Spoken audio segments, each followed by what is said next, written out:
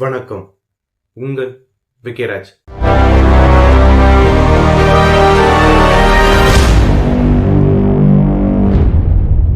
ஆந்திரால இப்போ பயங்கரமா பேசப்பட்ட வர விஷயம் என்னன்னு பாத்தீங்கன்னா, ஆந்திரால உள்ள மிகவும் பிரம்மாண்டமான மிகவும் பிரதானமான கோயில் எதுன்னு பாத்தீங்கன்னா நம்ம திருப்பதி கோயில் தாங்க.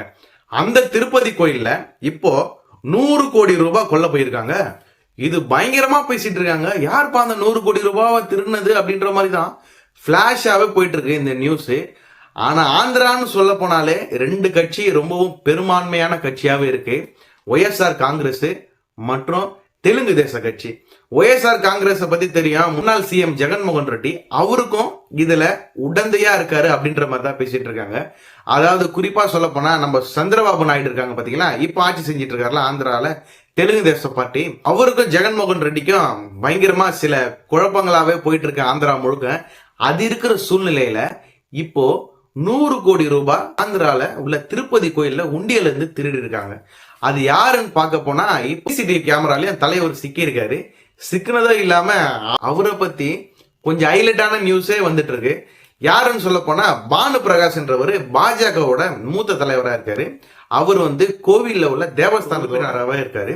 ஆனா அங்க வேலை செய்யற ஒரு நிர்வாகி, அதாவது குறிப்பா சொல்ல போனா ரவிக்குமார் என்றவர் அங்க வேலை செய்யறாரு. இவர் தான் இதுல மெயினான அக்யூஸ்ட்ன்றாங்க. ஏன்னா இவர் தான் அந்த 100 கோடி ரூபாவை திருடி இருக்காரு. திருநதோ இல்லாம இவர் ரியல் எஸ்டேட்ல இதை முதலீடு பண்ணிருக்காரு அப்படின்ற மாதிரி தான் சொல்றாங்க. ஆனா இதுல பகிரங்கமா மாட்டிருக்காரு சிசிடிவி காட்சியிலும் சரி. இதுக்கு முன்னாடி ப்ரீவியஸாவே இவர் மேல ஒரு கேஸ் ஃபைல் பண்ணிருக்காங்க, வழக்கு பதிவும் பண்ணிருக்காங்க. ஆனா இந்த கேஸ் ஹைகோர்ட் வரைக்கும் போகாம அத லோக் அதாலத் இருக்க பாத்தீங்களா, 1987 உருவாக்குனாங்களே. இப்ப கோர்ட்ல அதிகமான கேஸ் இருந்துச்சுன்னா சில பேர் சமரசமா நாங்க போறோம்னு சொல்லுவாங்க.